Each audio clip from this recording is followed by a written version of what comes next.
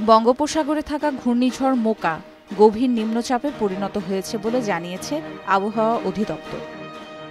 প্রতি মুহূর্তে এর গতিবেগ বাড়ছে। ঘূর্ণিঝড়টি কোন পথ ধরে এগোবে, কবেই বা আছড়ে পড়বে, এই নিয়ে প্রতিনিয়ত নতুন নতুন তথ্য পাওয়া যাচ্ছে। আপনি নিজেও চাইলে ঘূর্ণিঝড়ের গতিবিধির দিকে লক্ষ্য রাখতে পারেন। কিভাবে? চলুন জেনে নেওয়া যাক। অনলাইনে বেশ কিছু সাইক্লোন ট্র্যাকার রয়েছে যেখানে ঘূর্ণিঝড়ের গতিবিধি দেখা যেতে পারে। এর মধ্যে রয়েছে জুম আর্থ। ঘূর্ণিঝড় কোন এলাকায় আঘাত হানতে পারে জানা যেতে পারে এই ট্র্যাকার দিয়ে। শুধু তাই নয়, ঝড়ের গতিবেগ কত, তাপমাত্রা কেমন থাকবে তাও জানা যাবে এই ওয়েবসাইট থেকে।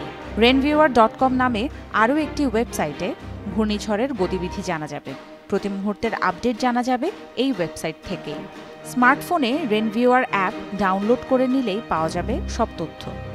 cyclone.com নামে আরও একটি ওয়েবসাইট রয়েছে। এই ওয়েবসাইটে মোকার গতিপথ নিয়ে আলাদা করে একটা অংশ তৈরি করা হয়েছে।